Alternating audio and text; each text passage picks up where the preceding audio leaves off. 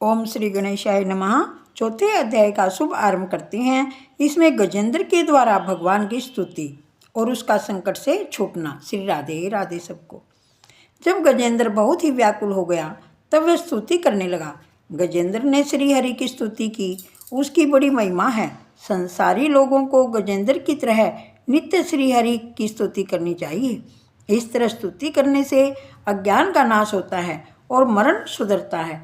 काल जब जीव को पकड़ने के लिए आता है तब वह प्रभु को पुकारता है कि हे नाथ, आपकी शरण में आया हूँ। जीव जब चारों ओर से निराधार बन जाता है तब पूर्व जन्म के संस्कार से और सत्कर्मों से वह प्रभु की शरण में जाता है। गजेंद्र स्तुति करता है कि भिन्न भिन्न रूपों में नाटक करने वाले अभिनेता के वास्तविक स्वरूप को जिस प्रकार साधारण दर्शक नहीं जान सकता, उसी प्रकार सत्व प्रधान देवता या ऋषि भी तुम्हारे स्वरूप को नहीं जान सके तो फिर दूसरे साधारण लोग को तुमको पहचान कैसे सकेंगे? यह तुम्हारे स्वरूप का वर्णन कैसे कर सकेंगे? ऐसे दुर्गम चरित्र वाले हे प्रभु, मेरी रक्षा करो। पशु तुल्य अविद्याग्रस्त जीव की अविद्या रूप फांसी को सदा के लिए काटने वाले, अत्यंत दयालु और दया करने में कभी भी देरी न करने वाले नित्य मुक्त प्रभु की शरण में आया हूँ। मैं वंदना करता हूँ। अपने अंश से सर्व जीवों के मन में तुम अंतर्यामी रूप से प्रकट हो रहे हो, सबके नियंता और अनंत। ऐसी आपकी मैं वंदना करता हूँ। श्री राधे राधे। मैं पशु हूँ, काल के पास में फंसा हुआ हूँ। जरा विचार करो, जीव मात्र पशु है, सब काल के मुख में फंसे हुए हैं। मुझे काल से बचाओ। जहाँ काल का वास न हो वहाँ मुझे ले चलो। जहाँ काल है वहाँ दुख है। जिसके सिर पर काल है वह सुखी नहीं है। श्री राधे राधे।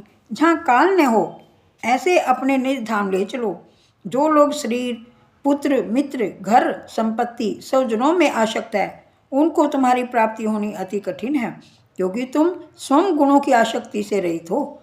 जीवन मुक्त पुरुष अपने हृदय में तुम्हारा निरंतर चिंतन करते हैं। सर्व ज्ञान स्वरूप, सर्व समर्थ परमात्मा को मैं नमस्कार करता हूँ। हे नाथ, इस मगर के पास से छूटकर मैं जीने की इच्छा नहीं रखता। हाथी का शरीर अंदर और बाहर दोनों ओर से अज्ञान रूपी आवरण से ढका हुआ है। ऐसे शरीर को रखकर क्या फायदा? मैं तो आत्म प्रकाश को ढक देने वाले उस अज्ञान रूपी आवरण से छूटना चाहता हूँ कि जिसका काल कर्म से अपने आप नाश नहीं होता। उस अज्ञान आचरण का तो केवल आपकी कृपा से या तत्व ज्ञान से ही नाश होता है। श्री राधे राधे। हे नाथ, मुझ पर कृपा करो। शरणागति की रक्षा करने वाले हे प्रभु, मेरी रक्षा करो। मैं तुम्हारी शरण में आया हूँ। गजेंद्र इस तरह दुख से आर्द्र होकर श्री हरि की स्तुति करता है। बड़े बड़े महात्मा गजेंद्र मोक्ष का पाठ करते हैं। जब काल पकड़ता है तब जीव भय से व्याकुल होकर कैसा घबराता है। ऐसा सोचकर गजेंद्र जैसे आर्द्र बनकर गजेंद्र मोक्ष का पाठ करोगे तो जीवन सुधरेगा। स्तुति के एक एक श्लोक में दिव्य तेज भरा हुआ है। इस स्तुति का पाठ नित्य करोगे तो अंत काल में परमात्मा लेने के लिए आए। राधे राधे। प्रातः काल में पवित्र होकर जो भी व्यक्ति भगवान की गजेंद्र स्तुति का पाठ करेगा उसकी बुद्धि अंत काल में भी निर्मल रहेगी। उसे अंत काल में भी श्री हरि का स्मरण रहेगा। इस स्तुति का पाठ मनुष्य को संकट से मुक्त कराता है। यह स्तुति दुष्ट स्वप्न में फल का नाश करती है। इस स्तुति का पाठ करने वाले को बुरे सपने नहीं सताते। राधे राधे। यह जीव अंत काल में घबराता है। जब वह चेतनहीन हो जाता है तब यमदूत उसे बाहर निकालते हैं। अंत काल में जीव अतिशय दुखी होता है। ऐसे समय में ईश्वर का स्मरण हो सकना बड़ा कठिन है। ईश्वर की कृपा हो तभी उसका स्मरण हो सकता है। अतः हो सके तो प्रतिदिन गजेंद्र स्तुति का पाठ करो।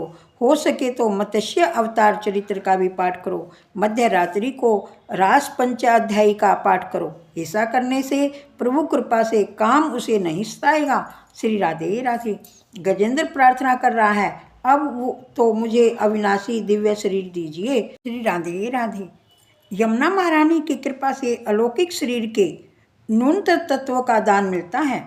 हे नाथ, कृपा करके मुझे अव्यय अविनाशी तजोमय शरीर दीजिए। हे नाथ, आप शीघ्र ही पधारे। हे गोविंद, हे नारायण, मैं दीन हुआ हूँ। काल के मुख से मुझे मुक्ति दे। जब उस गजराज को बचाने के लिए ब्रह्मा आदि कोई भी देवता न आए तो परमात्मा को चिंता हुई।